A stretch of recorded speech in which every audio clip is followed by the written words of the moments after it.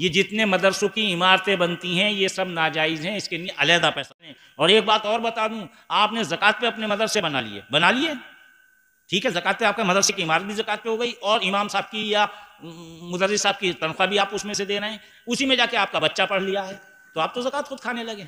तो लोग मेरे खिलाफ फतवे सिर्फ इसीलिए देते हैं कि मैं ना ज़कात हो रहा हूँ ना मैं ज़कात खाता हूँ, लेकिन ये ज़कात खोरे जो हैं ये जिसके नाम की ज़कात खाते हैं उसी के खिलाफ फतवे देते हैं। अच्छा, मस्जिद में कौन सा पैसा लगे? मानोगे नहीं तो ज़कात का पैसा उसमें भी नहीं लग सकता। आपने सुना होगा, नमाज का तो हम बहुत जिक्र करते हैं और करना चाहिए, लेकिन ज़कात का जिक्र हम लोग खुलकर बयान नहीं करते। अच्छा, मैं अगर इस जिक्र को करता हूँ तो लोग मेरे खिलाफ फतवे सिर्फ इसीलिए देते हैं कि मैं ना ज़कात हो रहा हूँ ना मैं ज़कात खाता हूँ, लेकिन ये ज़कात खोरे जो हैं ये जिसके नाम की ज़कात खाते हैं उसी के खिलाफ फतवे देते हैं। अब ज़कात का मसला क्या है? मैं अल्लाह ने हर चीज़ को कुरान में बयान नहीं किया, ठीक है, अपने रसूल पर छोड़ दिया। कुरान में इशारे दिए, है सब कुछ कुरान में, लेकिन हम नहीं समझ सकते। वो जिसके लिए आया है वही समझ सकता है, वो हमारे आका समझते हैं, आका सब कुछ जानते हैं, आका ने उस सबको हमें बता दिया। अब अगर आप नमाज पढ़ना सीखना चाहते हैं बच्चे हमारे, तो होना तो ये चाहिए कि उससे ये कहा जाए कि कुरान में फला पारे में नमाज का जिक्र है, पढ़ लो। तो नमाज का जिक्र कुरान में क्या आया है? रुकू और सजदे का जिक्र आया है, कायम करने का जिक्र आया है, औकात का जिक्र आया है, लेकिन नमाज का तरीक़ा किसी भी पूरे कुरान में। अब हम इमाम साहब से कहें हम नमाज सीखना चाहें, कहेंगे यार नमाज की किताबियाँ लिया, तो कुरान में जिक्र नमाज का मुकम्मल, बल्कि जैसा आका ने बताया है वैसी वो किताबियाँ हमारे पास नमाज की हैं, उन्हीं हम याद करते हैं, या हमें इमाम साहब याद कराते हैं, हमारे माँ बाप याद कराते हैं, कलमा भी हमारे माँ बाप हमें याद कराते हैं, अल्लाह रसूल का नाम भी वही कराते हैं। उनका बड़ा एहसान है माँ बाप का, माँ बाप के बाद उस्तादों का बहुत बड़ा एहसान है। तो ये जिक्र जो है ये आपको नमाज का समझ में आ गया। लेकिन ज़कात के मामले में अल्लाह ने अपने रसूल पर नहीं रखा, बल्कि खोल कर बयान कर दिया। 7 जगहें ऐसी हैं जिन्हें आप ज़कात दे सकते हैं, 7 जगह आप ज़कात दे सकते हैं। 2.5% या 40वां हिस्सा, तो उसके 2.5% ही बनते हैं, ठीक है, नहीं है। अल्लाह ने 100 रुपये दे दिए,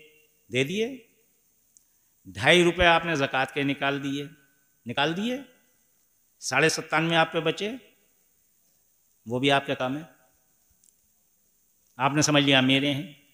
अब मैं आपसे ज़रा सा एक सवाल करूं, आपने ज़कात के पैसे निकाल दिए 2.5 रुपये, ये बात कोई नहीं बतागा जो मैं बता रही हूँ, क्योंकि बताने में तकलीफ़ है ना लोगों को, और ख़ुद को ही तकलीफ़ होती है ऐसी बातें बताने में। ये मुझे तो तकलीफ़ हो रही है, बता रहा हूँ, तकलीफ़ मुझे ही होनी है इसकी। 2.5% निकाल दिया, 97.5 रुपये हमारे हो गए। अब मैं उससे सवाल करूँ कि ज़कात रसूल और आले रसूल और गुलाम रसूल के लिए हराम है या नहीं? बताओ आप में से। ज़कात रसूल के लिए, आले रसूल के लिए और गुलाम रसूल के लिए हराम है या नहीं? बताइए, है हराम?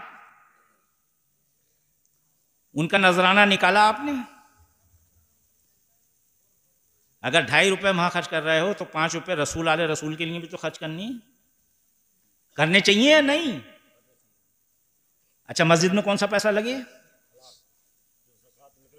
मानोगे नहीं तो ज़कात का पैसा उसमें भी नहीं लग सकता। तो अल्लाह के घर के लिए भी एक हिस्सा उसमें है जो 97.5 है या नहीं है? अच्छा, उनमें माँ बाप का कितना हिस्सा? माँ बाप का हिस्सा भी दिया, तो ज़कात दे के क्या फारिग हो रहे हो? तो कमाना तो बड़ा आसान है, खर्च करना बड़ा मुश्किल है कि इसमें बहन का कितना है और भाई का कितना है और अब्बा का कितना है। और हम लोग शरीयत के खिलाफ करते कितनी बातें रहे हैं, पूछ तो हम बड़े मसले रहे हैं। हसन मियाँ बड़ा अजीब मसला बताती हैं। सबसे पहला काम तो हमने ये किया है शरीयत का, और आज तक हम उस पर नहीं बोलते, कि हमने लड़की कुंवारी हुई या शादीशुदा हुई, अब्बा हमारे बेटों का नाम लेखपाल लिख के ले गया, बेटियों को मार दिया। आज गवर्नमेंट ने कानून बनाया ना, पहले बेवा का नाम भी लिखा जाएगा और अब जो कुआरी बेटी उसका भी लिखा जाएगा, तो मजबूरी में लिखवा रहे हो। शरीयत पे अमल कौन कर रही है? FIR से डर रहे हैं। जब मसला समझना है तो पूरा समझना चाहिए। इमाम साहब आ रही है सुनने बात नहीं। बेटियों का हिस्सा कहाँ गया? हमारा इस्लाम एक ऐसा मजहब है, पूरी दुनिया इससे दर्श लेती है। आज मोदी जी जितने कानून बना रहे हैं ना, वो सब शरीयत के मुताबिक बना रहे हैं और हम समझ रहे हैं उसके खिलाफ हो रही है। मैं तो ये कहता हूँ मोदी का राज, बहुत आराम से कह रहा हूँ, 25-30 साल और रह जा, हमारे लिए बहुत बढ़िया। याद कर लेना, मैं दुआ करता हूँ बेटे। उसकी वजह सुन लो, उसकी वजह सुन लो कि आज हम बेटियों का हिस्सा देने लगे। आज बेवा को ठोकर मार के कोई नहीं निकाल लिया, बेवा का नाम लिखा जा रहा है। हमने शरीयत के खिलाफ काम किए थे। आज राशन कार्ड में अब्बा का नाम नहीं लिखा जा रहा, अम्मा का नाम लिखा जा रहा है। वो है घर की मालिक। अम्मा अम्मा करते तो बहुत है, हमने तकरीरें की हैं, काम कभी नहीं किया। काम मोदी जी कर रहे हैं कि अम्मा का नाम लिखा जा रहा है। आज अम्मा वारिस बनी हुई बैठी है। ये मोदी जी का ही तो एहसान है, तो एहसान मानना चाहिए और गैर का तो ज्यादा मानना चाहिए, अपने का भले ही ना मानो। एक बात मुझे बताइए, मैं आपसे पूछ रहा हूं, 3 तलाक एक साथ दे देना क्या जायज है? क्या आपने निकाल दिया ठोकर मार के? बैतुल माल आपके यहां कायम है? अरे आपने तमाम मस्जिदें बना ली, बहुत अच्छी बात है, और ज्यादा बनाइए। क्या उसमें एक कमरा ऐसा ही बनाया कि बैतुल माल का है? क्योंकि जिस दिन बैतुल माल का मसला बन गया, उस दिन ये मोटे मोटे पेट वालों के पेट खाली हो जाएंगे। हसन मियां तो काफिर हैं, शिया भी गलत कह रहे हैं। बात समझ में आ रही नहीं बेटे? हंसने हंसाने की बात नहीं, बात को मौके से समझो। और एक बात और समझिए आप, हमने खुद गलतियां की हैं, उन गलतियों को हम भुगतेंगे। हमारे माँ बाप बरी हैं उससे, आने वाली नस्लें बरी हैं। जो हम गुनाह कर रहे हैं हमें उसका सवाब और अजाब मिलेगा, गुनाह का हमें अजाब मिलेगा, और जो हम अच्छे काम करेंगे उसका हमें सवाब मिलेगा। अजाब सवाब हमारे अपने होंगे। आपसे मैं एक बात पूछूं, NRSC का प्रोग्राम आया, NRSC पे बड़ा हमने वाह किया। आप अपना कागज निकलवाने जाएंगे, आज नहीं जाएंगे कल जाएंगे, जाना पड़ेगा आपको। अब्बास का तो आप साबित कर देंगे। अम्मा के लिए जब नाना के घर जाओगे तो वहां पे लिखी भी ना होगी, कटी हुई है हर एक की अम्मा, वहां उसका रिकॉर्ड कटा हुआ। तो परेशानी तो आपने खुद मोल ली है शरीयत का खिलाफ वर्जी करके। बात में एक चीज आपने और सुनी होगी, वहां अल्लाह इतना पर्दा रखेगा कि वहां हमें बुलाएगा तो हमारी माओ के नाम से बुलाएगा, बाप के नाम से नहीं बुलाएगा। ये भी आपने सुना होगा। ठीक है, बात समझ में आ रही नहीं आ रही है? सबसे पहला रिश्ता अल्लाह ने बनाया मियाँ बीवी का, और जब मियाँ बीवी का रिश्ता बनता है, इसी से ननिहाल बनती है, इसी से दधियाल बनती है, इसी से चचा बनते हैं, इसी से ताया बनते हैं, और इसी से औलाद पैदा होती है जब वो माँ बनती है। तो माँ बनने के लिए शौहर का होना जरूरी, और शौहर बीवी का रिश्ता सबसे अफजल रिश्ता है। लिहाजा माँ की अजमतें जरूर करनी है। उस 97.5 रुपए में उसका हिस्सा उसे देना है, बाप का हिस्सा बाप को देना है, तो बीवी का हिस्सा भी आपको बीवी को देना है। तो आ गई 97.5%। तो इसलिए कमाना बड़ा आसान है, खर्च करना हर इंसान के लिए। ज़कात हमेशा याद रखिए, सबसे पहले आप फकीर को दें। गनी, गनी यानी मालदार। फकीर जो गनी नहीं है, 7.5 तोला नहीं है उसके पास, 7.25 तोला ही है, यानी साहिब निसाब नहीं है, सबसे पहले उसकी मदद कर दो। ये मत समझो ये मालदार है। वजह यह है कि उसकी मदद करोगे, थोड़ा सी मदद करोगे तो वो देने काबिल हो जाएगा। फिर उसके बाद जो सबसे ज्यादा भूखा नंगा है उसका इंतजाम करो। फिर जो इस काम को करने वाले हैं उनके लिए करो, गुलामों के लिए करो, जो जेल में बंद हैं उनके लिए करो। अरे मेरे मुसलमान भाइयों, अपनी ज़कात का पैसा अपने ही गांव में रखकर, एक एक पैसा मस्जिद में रखकर एक बैतुल माल कायम करो, उसके खुद अपने हाथ में कंट्रोल लो। जिस तरह से नमाज के लिए तुमने मस्जिदों में इंतजाम कर रखा है, उसी तरह से ज़कात का इंतजाम अपने हाथ में लो, उस पैसों को अपने हाथ में रखो, ऐसे लोगों का ख्याल रखो, उसी से खर्च करो। यही अल्लाह ने फरमाया है। किसी वक्त तफसील से और बयान कर दूंगा, और अभी अगर ज़रूरत हो तो मैं भी बयान कर दूंगा। ज़कात का पैसा मैं बार बार कहता हूँ और बार बार बताता हूँ, इमारत में नहीं लगना है।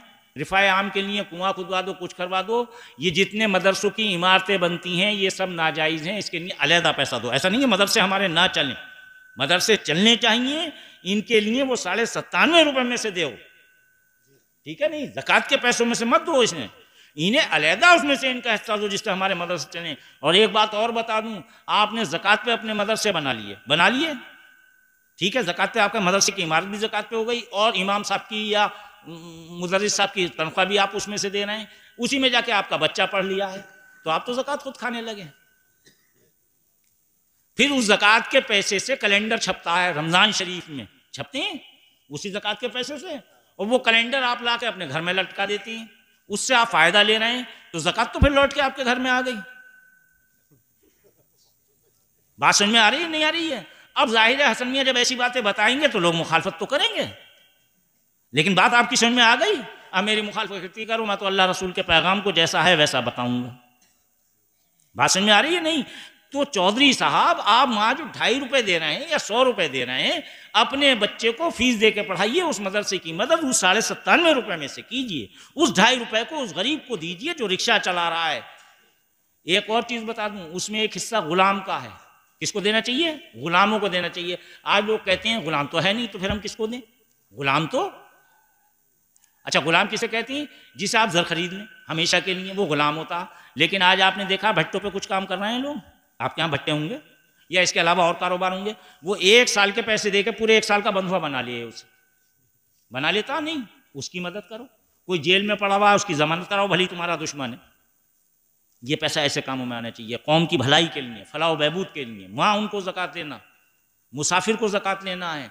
इसके लिए मैं ये नहीं कह रहा, मदरसों में जो ज़कात का पैसा आप देके अपने बच्चों को पढ़वा रहे हैं, तो हशर यही हो रहा है कि वो वहाँ से पढ़ के आने के बाद सबसे पहले जो फतवा देता है ना, अब मैं बच्चों के बारे में बता दूं, इस ज़कात के बारे में इमाम साहब 2 मिनट की बात है, लेकिन आपकी समझ में आ जाए इसलिए बता रहा हूँ। ये मसले तो आपने बहुत सुने होंगे, लेकिन मसले की जड़ मैं बता रहा हूँ।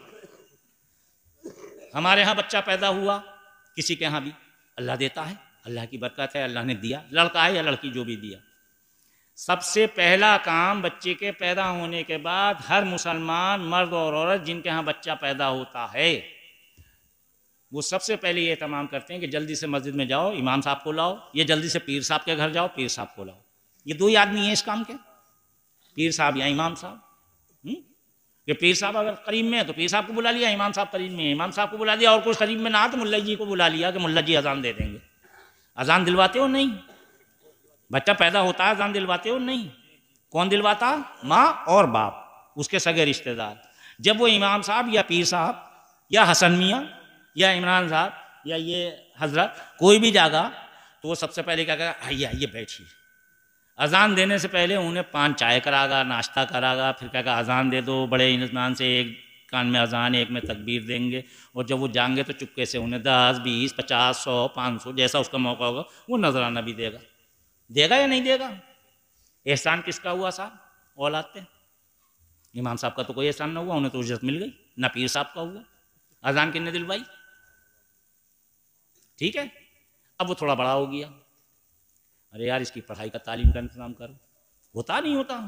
अब तालीम के लिए हमने हाथ पकड़ा, और हाथ पकड़ के हम निकल के लेके उसे बाहर निकले। कहाँ जा रहे हो मियाँ जी, कहाँ जा रहे हो? कि यार जी सोचूँ इसे मदरसे में दाखिल करा दूँ, किसी स्कूल में दाखिल करा दूँ। अम्मा वो तो 24 नंबरियों का है, हमें आज तक नंबर ही पता ना चले। वो तो वो उस मदरसे में भेजियो, वो तो बिल्कुल वहाँ से पट होके निकलेगा। अच्छा भाई, कहाँ? अपने वाले में भेजो, ये है तो। अच्छा भाई अपने वाले में भेज दी, ठीक है यार 24 नंबर बन के आगा तो गलत होगा, इसमें भेज दो। भेज दिया। अब जब सबसे पहले वो लौटा, अब तो बड़ा हो गया, आलिम हो गया, अब ये भूल गया कि मुझे कलमा किसने पढ़ाया था, मुझे दाखिला किसने कराया था। मैं दाखिला करा लिया बाप, मैं सारा काम कर रिया है। उसे घुट्टी क्या पिला दी कि सबसे पहले जाके अपने माँ बाप को सुधार, जिसने तुझे कलमा पढ़ाया।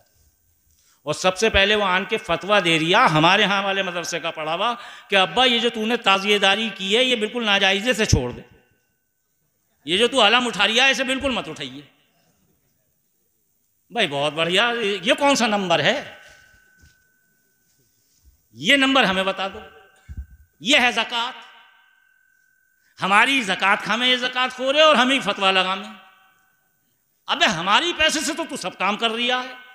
हम तुझे अगर पैसे दे रहे हैं तो तू जन्नत का टिकट दे रिया है, और हम आका हुसैन के लिए अगर 10-20 रुपए खर्च करके आपस में किसी से तुझसे मांग भी ना रहे मौलवी, अबे तुझसे मतलब क्या? उसमें तो जायज पैसा लगेगा, और उसका लगेगा जिसके दिल में इश्क़ हुसैन है। तेरा तो लग ही ना सका, गंगी तो दूर है तेरी, तो तू आन के फतवा दे रिया, अबे तेरा पैसा खर्च हो रिया है। तो नजरे हुसैन में अगर हम 10 रुपए खर्च कर रहे हैं तो जन्नत हमारी जा रही है, और उसे 10 रुपए दे रहे हैं तो फौरन जन्नत का टिकट, नमाजी हो जा, हाजी हो जा। सुन लिया ज़कात का मसला, और सुनाऊं हैं जी? अच्छा, फितरे का और सुन लो साहब, मसले ही सुनते रहो। आज मैंने तो कहता अपनी मर्जी से सुनो, आज मैं भी मूड में हूं। हाँ, फितरे का भी बहुत बढ़िया इन्होंने छेड़ दिया मसला। अब ज़कात तो आ गई पूरी पूरी समझ में। अगर ज़कात इस औने पौने को दे रहे हो, देखो एक बात मैं बता दूं, मौलवी और आलिम, इनसे तो हमने सीखा है, हमारे उस्ताद हैं, पीर हमारी बहुत बड़ी शख्सियत हैं, हमारे जितने पीर हैं, जितने आलिम हैं, हम उनका एहतराम करते हैं, हम उनकी दस्तबोसी करते हैं, हम उन्हें नहीं कह रहे ये औना पौना जो दीन को बिगाड़ लिया है इससे बचो, जो हमें आन के फतवा दे दिया। यानी वो ये एहसान भूल गया, सीख के तो ये आना चाहिए था, अपने माँ बाप से उफ भी मत करना, वो सबसे पहले आन के फतवा देता। ठीक है, अब फितरे का मसला मुझे और छेड़ दिया तो वो भी मैं बता दूं।